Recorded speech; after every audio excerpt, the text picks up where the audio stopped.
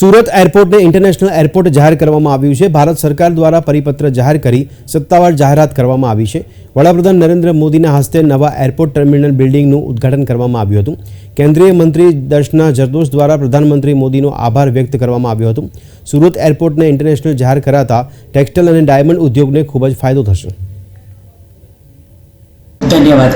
આજે સુરતને એક આંતરરાષ્ટ્રીય હવાઈ અડ્ડા જાહેર કરવા બદલ એમને ખૂબ ખૂબ ધન્યવાદ આપીએ।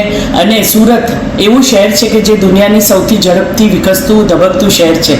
આ શહેરની જરૂરિયાતોને ધ્યાનમાં રાખીને અહીંયાના ઉદ્યોગ વેપાર ધંધાને વેગ મળે એના માટે હીરા ઉદ્યોગ હોય, ટેક્સટાઇલ ઇન્ડસ્ટ્રી હોય, જરી ઉદ્યોગ હોય કે આંતરરાષ્ટ્રીય કક્ષાના બિઝનેસ માટે અને જે ઇન્ડસ્ટ્રીયલ બેલ્ટ છે, અનેક કંપનીઓ અહીંયા છે, રિલાયન્સ, હજીરા, ઓએનજીસી, આ બધાને જ વેગ મળે એના માટે જે સુરત અને આંતરરાષ્ટ્રીય હવાઈ અડ્ડા તરીકે જે જાહેર કરવામાં આવ્યું છે તે બદલ ખૂબ આનંદ અને હર્ષની લાગણી અનુભવ કરું છું।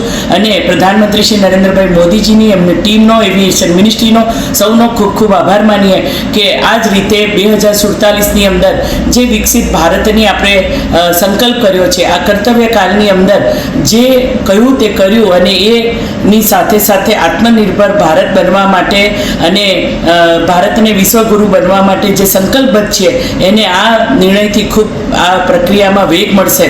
તો ફરીથી આપણા વિઝનરી પ્રધાનમંત્રી શ્રી નરેન્દ્રભાઈ મોદીજીનો ખૂબ ખૂબ આભાર।